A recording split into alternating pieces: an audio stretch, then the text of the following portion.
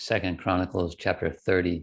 And Hezekiah sent to all Israel and Judah, and also wrote letters to Ephraim and Manasseh, that they should come to the house of the Lord at Jerusalem to keep the Passover to the Lord God of Israel. For the king and his leaders and all the assembly in Jerusalem had agreed to keep the Passover in the second month, for they could not keep it at the regular time, because a sufficient number of priests had not consecrated themselves, nor had the people gathered together at Jerusalem.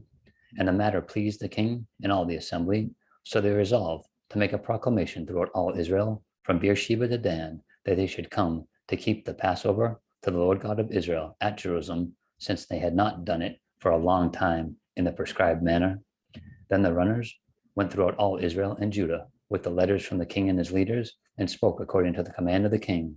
Children of Israel, return to the Lord God of Abraham, Isaac, and Israel. Then he will return to the remnant of you who have escaped from the hand of the kings of Assyria. And do not be like your fathers and your brethren, who trespassed against the Lord God of their fathers, so that he gave them up to desolation, as you see.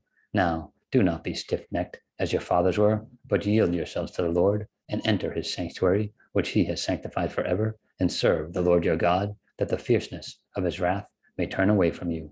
For if you return to the Lord, your brethren and your children will be treated with compassion by those who lead them captive, so that they may come back to this land.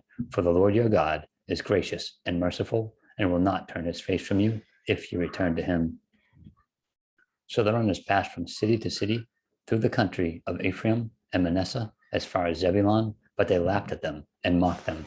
Nevertheless, some from Asher, Manasseh, and Zebulun humbled themselves and came to Jerusalem. Also, the hand of God was on Judah to give them singleness of heart, to obey the command of the king and the leaders at the word of the Lord. Now many people, a very great assembly, gathered at Jerusalem to keep the feast of unleavened bread in the second month. They arose and took away the altars that were in Jerusalem, and they took away all the incense altars and cast them into the brook Kidron.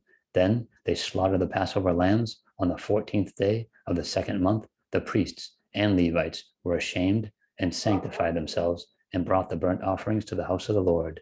They stood in their place according to the custom, according to the law of Moses, the man of God. The priest sprinkled the blood received from the hand of the Levites, for there were many in the assembly who had not sanctified themselves. Therefore, the Levites had charge of the slaughter of the Passover lambs for everyone who was not clean, to sanctify them to the Lord.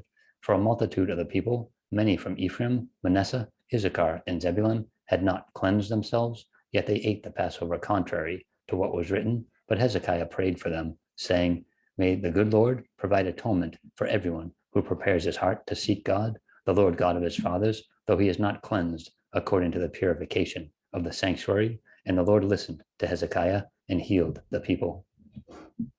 So the children of Israel, who were present at Jerusalem, kept the feast of unleavened bread 7 days with great gladness, and the Levites and the priests praised the Lord day by day, singing to the Lord, accompanied by loud instruments. And Hezekiah gave encouragement to all the Levites who taught the good knowledge of the Lord, and they ate throughout the feast 7 days, offering peace offerings and making confession to the Lord God of their fathers. Then the whole assembly agreed to keep the feast another 7 days, and they kept it another 7 days with gladness. For Hezekiah, king of Judah, gave to the assembly 1,000 bulls and 7,000 sheep, and the leaders gave to the assembly 1,000 bulls and 10,000 sheep, and a great number of priests sanctified themselves. The whole assembly of Judah rejoiced, also the priests and Levites, all the assembly that came from Israel, the sojourners who came from the land of Israel, and those who dwelt in Judah. So there was great joy in Jerusalem, for since the time of Solomon, the son of David, king of Israel, there had been nothing like this in Jerusalem. Then the priests, the Levites, arose and blessed the people, and their voice was heard, and their prayer came up to his holy dwelling place, to heaven.